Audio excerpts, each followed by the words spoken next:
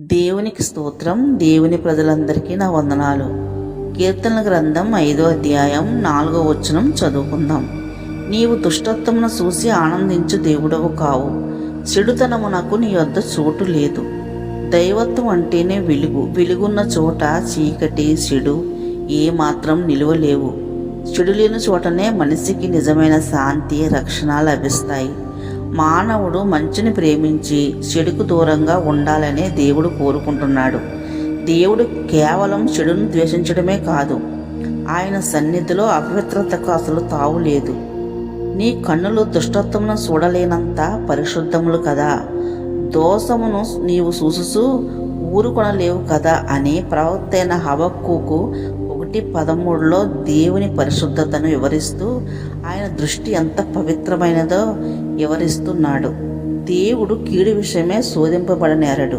ఆయన ఎవరినీ శోధింపడు. దేవుడు చెడుకు మూలం కాదని, ఆయన స్వభావంలోనే కీడు లేదని యాకోబు పత్రిక 1:13 రాయబడి ఉంది.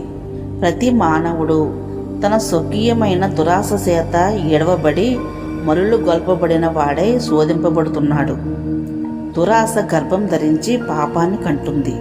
ఆ పాపమే పరిపక్వమై ఆత్మీయ మరణాన్ని కంటుంది. కాబట్టి మానవుడు తన స్వనీతి వల్ల నరకాన్ని కొని తెచ్చుకుంటున్నాడు. దేవుడు మానవుల ఎదుట మంచి ఉంచాడు, చెడు ఉంచాడు. నిర్ణయం మనిషికే వదిలేశాడు. కానీ మనిషి ఎక్కువగా చెడును ఆకర్షించుకొని నష్టం, నాశనంలోకి వెళ్ళిపోయి దేవుడిని నిందించేవారుగా, దూషించేవారుగా ఉన్నారు. ఆదాము అవ్వకు దేవుడు మంచి ఫలం పెట్టాడు, తోట మధ్యలో చెడ్డ ఫలం పెట్టాడు. కానీ వాళ్ళని తినమని చెప్పలేదు. కానీ వారి అజ్ఞానం వలన మోసపోయి ఆ పండును తిని పాపంలో పడి మరణం కొని తెచ్చుకుని దేవునికి దూరం అయ్యారు. దుష్క్రియలు చెయ్యవారి జ్ఞాపకమును భూమి మీద నుండి కొట్టివేయుటకై యెహోవా ముఖము వారికి విరోధంగా ఉన్నది.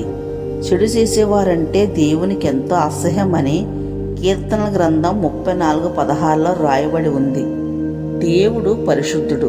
ఆయన నీతిని, న్యాయాన్ని ప్రేమించేవాడు. ఆయన పాపాన్ని ద్వేషించేవాడు, కానీ పాపిని మాత్రం ప్రేమిస్తాడు. ప్రతి ఒక్కరూ మారుమనసు పొందాలని ఆయన కోరుకుంటున్నాడు.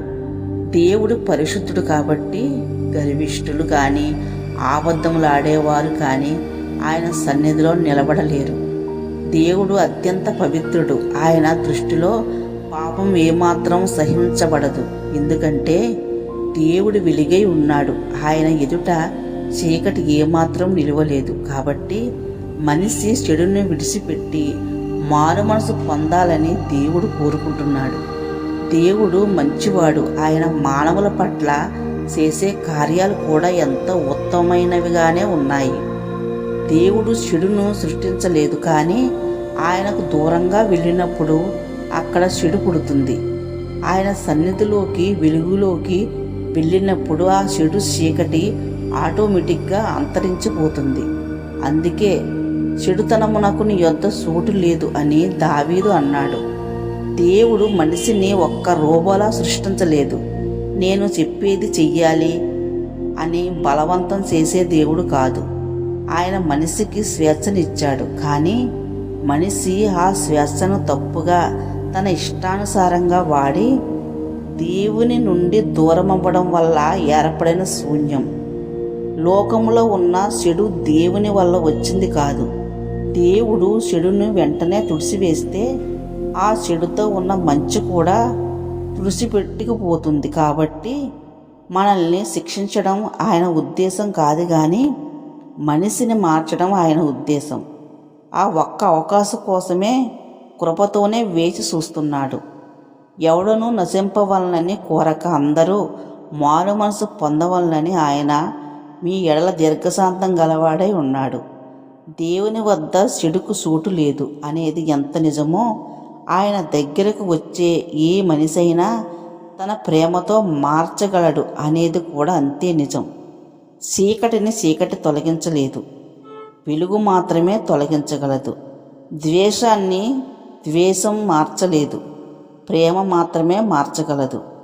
దేవుడు ప్రేమై ఉన్నాడు కాబట్టి మనం కూడా ప్రేమ కలిగి జీవిద్దాం. దేవునికే మహిమ కలుగునుగాక. ఆమెన్.